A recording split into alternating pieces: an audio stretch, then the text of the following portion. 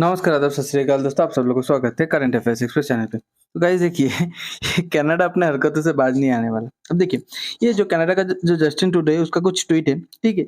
तो उन्होंने क्या बोला कि मैंने इज़राइल का जो किंग है और जो आपका जॉर्डन का किंग है, उन लोग से बात किया और उन लोग से बात किया, बोला कि मैंने उन लोग के साथ इज़राइल के बारे में बात की, इज़राइल और हमास के बीच जो युद्ध चल रहा है, पर उसी के बीच वो अपना फिर इंडिया का जो बात है, जो निज्जर किलिंग है, उसको फिर उसी के अंदर घुसा दिया, ठीक है?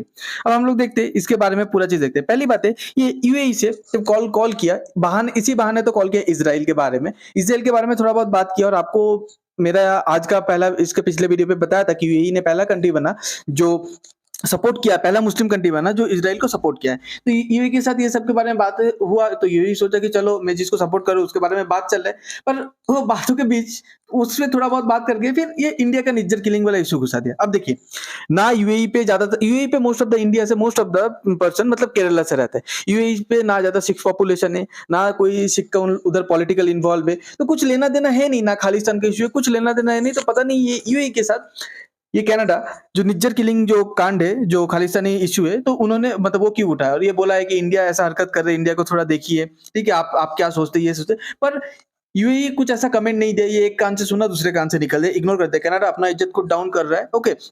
और इंडिया को तो धीरे-धीरे गुस्सा दिला ही रहा है। अब इंडिया कनाडा जो रो चल रहा था उसमें कुछ दिन पहले जस्टिन ट्रूडो क्या बोला था कि I want to talk to India privately now. India से हम लोग प्राइवेटली बात करना चाहते हैं, ठीक है? तो इसको क्या प्राइवेटली बात करना बोलते हैं? आप अगर किसी चीज़ को प्राइवेटली बात करना चाहते हो तो आप दूसरे से जाके सेम मैटर को लेके बात करोगे तो उसको प्राइवेटली बात करना नहीं बोलते और प्राइवेटली बात कभी होगा भी नहीं, ओके?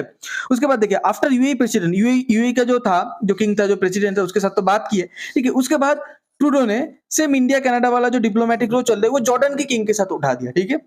अब आप लोग सोचोगे ये यूएई जॉर्डन इसके साथ क्यों बात कर रहे थे? जैसे देखिए, पहली बात आपको बता दूं, जॉर्डन के साथ यूएई का और जॉर्डन और यूएई के साथ इंडिया का रिलेशन बहुत अच्छा है। तो जॉर्डन को भी वो इन्फ्लुएंस करना चाहते हैं। जॉर्डन के साथ भी कॉल करके पहले इज़राइल के बारे में बात किया, क्योंकि जॉर्डन का जैसे हमारा पड़ोसी कंट्री है पाकिस्तान, जॉर्डन का पड़ोसी कंट्री पे ये सब चल रहा है, that is Israel, okay? Israel के बारे में बात किया, फिर इंडिया की बात उठाती है, वो भी इग्नोर किया। ये ऑफिशियली कहीं का नहीं, मतलब कहीं पे लिखा नहीं है कि हाँ, उन्होंने बोला हम लोग एक्शन लेंगे या हम लोग इंडिया से बात करेंगे, ऐसा कुछ नहीं बोला। उन्होंने जस्ट इग्नोर कर दिया।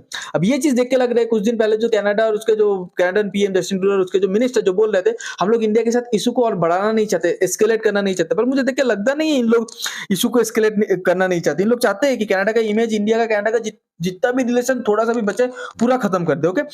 अब मैं आपको दिखाता हूँ कि जॉर्डन का लोकेशन कहाँ है। ये देखिए, ये आपका सऊदी अरेबिया हो गया, ये आपका हो गया यूएई और ये जो पिंक कलर कंट्री ये है आपका हो गया जॉर्डन और इसके बाजू में ये कंट्री आपका हो गया इज़राइल। तो जॉर्डन का पड़ोसी कंट्री इज़राइल, तो इसलिए जॉर्डन के साथ बात क्या करने के बाद फिर इंडिया और जो निज्जर किलिंग है उसके बारे में बात करते हैं। अब देखिए, अब कुछ दिन पहले एक सर्वे हुआ था। आप अगर कैनेडियंस को, जो कनाडा का आम नागरिक है, उसको अगर पूछते हैं, ठीक है, कि आप क्या सोचते हैं इंडिया के बारे में, आप इंडिया के खिलाफ इतना आरोप लग रहा है, इंडिया के साथ आप लोग गवर्नमेंट चुनिए, आप लोग खुद पर्सनली रिलेशन रखना चाहते हैं कि नहीं चाहते? अगर ये सब कैनेडियन से पूछा जाए, तो कैनेडियंस अभी भी उसके गवर्नमेंट के साथ नहीं है, उसके गवर्नमेंट के खिलाफ है। वो चाहते हैं कि इंडो कैनेडियन जो स्ट्रॉन्ग टाइज है, वो चलता रहे हमेशा, ठीक है? जो सर्वे कंडक्ट किया गया है, 59% ऑफ कैनेडियंस बिलीव, 59 मतलब 60% कैनेडियन ये चाहते हैं कि इंडिया के साथ स्ट्रॉन्ग चाइज चलते रहे। उसमें से कुछ परसेंट न्यूट्रल है, कुछ परसेंट अगेंस्ट इंडिया है, वो होगा ही, ठीक है? और उसका जो ये भी चाहता है कि इंडिया के साथ कनाडा का जो ट्रेड रिलेशन है वो धीरे-धीरे और बूस्ट हो। कनाडा जो ट्रेड टॉक बंद कर दी इंडिया के साथ, उन लोग 60% ऑफ द पॉपुलेशन उसके अगेंस्ट पे, ठीक है?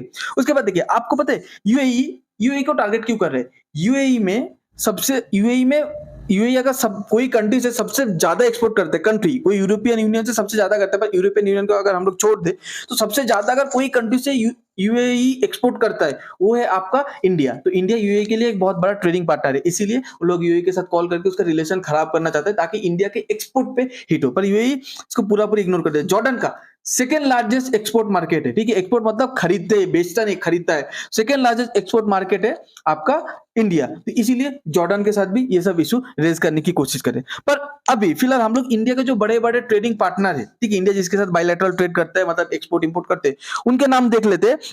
और अगर उन लोग को आपका कैनेडियन प्राइम मिनिस्टर अगर जस्टिन ट्रूडो उन लोग को कॉल करे तो रिएक्शन क्या है?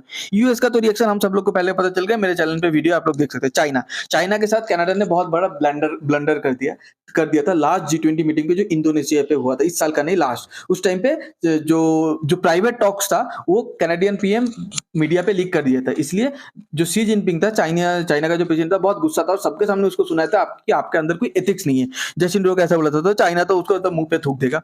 यूएई को आज बोला, यूएई पूरा इग्नोर कर दिया, जाने दीजिए। हांगकांग अभी फिलहाल चाइना के कंट्रोल पे है, तो हांगकांग का भी बात जाने दीजिए। सिंगापुर इंडिया के साथ बायलैटरल ट्रेड इंप्रूव करने के लिए फ्री ट्रेड एग्रीमेशन ये सब पे बातचीत चल रहा है और बहुत बायलैटरल ट्रेड के इशू पे, ठीक है, सिंगापुर और इंडिया का बहुत इंपॉर्टेंट बातचीत चल रहा है। तो सिंगापुर यूके की तरह डायरेक्ट मतलब इग्नोर तो कर ही देगा, यूके भी इग्नोर करता, पर यूके इग्नोर नहीं कर पाया कंप्लीटली, क्योंकि वो फाइव आइज का पार्ट है, फाइव आइज नेशन का। जिसको पता नहीं है फाइव आइज नेशन क्या है, मेरे चैनल पे उसका भी वीडियो आप लोग जाके देख सकते हैं। ओके, फिर उसके बाद सऊदी अरेबिया के साथ कनाडा का रिश्ता बहुत बिगड़ गया था, मतलब वो सब मतलब डिप्लोमेटिक मतलब वो जो सऊदी अरेबिया का जो जर्नलिस्ट था जिसको मार दिया गया था, तो अमेरिका के साथ साथ कनाडा का रिलेशन भी बहुत बिगड़ गया था। और कनाडा के साथ लगभग 3 से 4 साल बाद उसका रिलेशन रिस्टोर, 3-4 साल तक कनाडा के साथ कुछ ना बात ना मीटिंग, कुछ बातचीत कुछ नहीं था सऊदी अरेबिया का। तो सऊदी अरेबिया भी मतलब इग्नोर कर ही देगा, उसको सुनेगा भी नहीं, ठीक है। अभी आते हैं हम लोग इंडोनेशिया। इंडोनेशिया इंडिया से ब्रह्मोस खरीदना चाहता है, तो जो कंट्री एक कंट्री के साथ मिलिट्री डील करना चाहता है, वो जनरली वो कंट्री के अगेंस्ट पे नहीं जाता, क्योंकि आप एक बार डील तो कर लोगे मिलिट्री डील,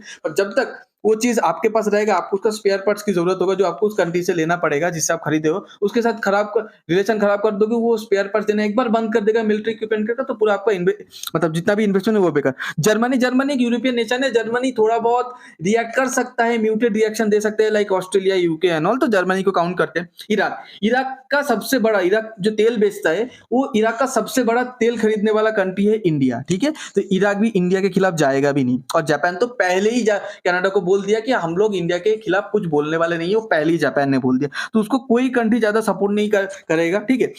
तो इसके बाद देखिए, शायद ये कनाडा में बहुत इंटरेस्टेड रहूंगा, कनाडा ये सब बात लेके पाकिस्तान के पास जा सकते हैं, पाकिस्तान के पास जाएगा तो मुझे लगता नहीं इंडिया ऐसे चुपचाप बैठेगा, छोड़ देगा, ठीक है, बहुत गंदा रिएक्ट करेगा कनाडा। उसके बाद चाइना के पास तो जा ही नहीं पाएगा, इंडिया का और एक दुश्मन है वो टर्की के पास भी जा सकता है। फिर इंडिया जिसके साथ रिलेशन अच्छा इंप्रूव कर रहा है लाइक इजिप्ट, अर्जेंटीना, ब्राजील, इन लोग के पास भी ये सब इशू लेके जा सकता है। तो ये डेवलपमेंट अभी भी होना बाकी है, तो आप लोग प्लीज ये चैनल के साथ जुड़ा रहे, कुछ भी अपडेट आता है मैं आप लोग सब लोग को बताऊंगा। आपको अगर ये वीडियो अच्छा लगता है तो प्लीज लाइक कीजिए, शेयर कीजिए, सब्सक्राइब कीजिए, और आप सब लोग को बहुत बहुत धन्यवाद अपना कीमती टाइम देने के लिए। Thank you.